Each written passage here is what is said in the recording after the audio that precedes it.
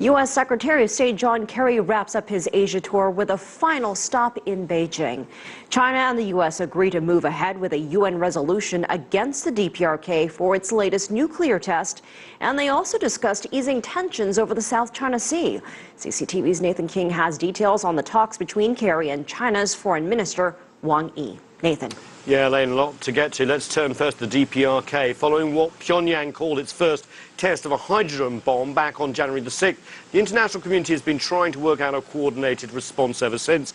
Washington wants to impose tougher sanctions, not unlike those just lifted against Iran. That would cut into trade and the DPRK's ability to access world financial markets. Now, Beijing's agreeing on the need for a new resolution, but also wants to diffuse tensions on the Korean peninsula by restarting the regional six-party talks, and is encouraging Washington to rethink its strategy and confronting the DPRK directly, which it says only increases Pyongyang's insecurities. We also agreed for the UN Security Council to take further action and pass a new resolution. China is willing to, on the basis of necessity, conduct comprehensive and in-depth negotiations with the U.S. and all sides with a responsible attitude.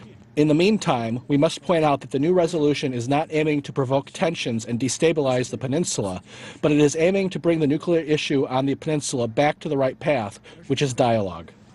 Yeah, Washington, meanwhile, is asking Beijing to use its leverage as the DPRK's neighbor and largest trading partner. Have a listen to John Kerry.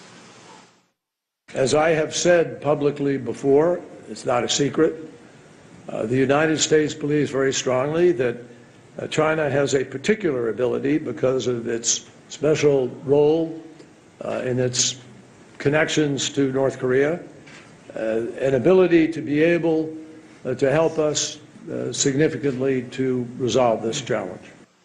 Now, the resolution will be negotiated at UN headquarters in New York. No mention on when that resolution may be ready for a vote. Nathan, the issue of sovereignty in the South China Sea also came up. Any progress there?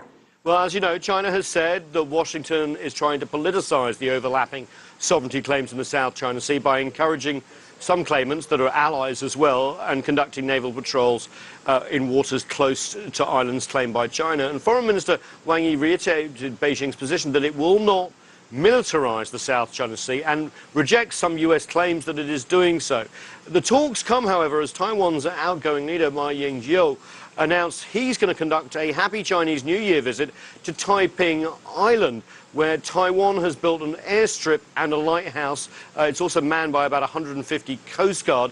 The visit is being condemned by Washington as extremely unhelpful. Vietnam and the Philippines also complained. But Beijing, meanwhile, stressed that China's compatriots on the other side of the straits in Taiwan have a common duty of safeguarding national sovereignty. Remember, of course, Elaine, that Chinese claims in the South China Sea were codified first by the nationalists in the 1940s before they fled to Taiwan, and they form the basis of China's historical claims to this day. So China and the region of Taiwan very much in lockstep when it comes to claims in the South China Sea. Indeed. CCTV's Nathan King in our Washington newsroom.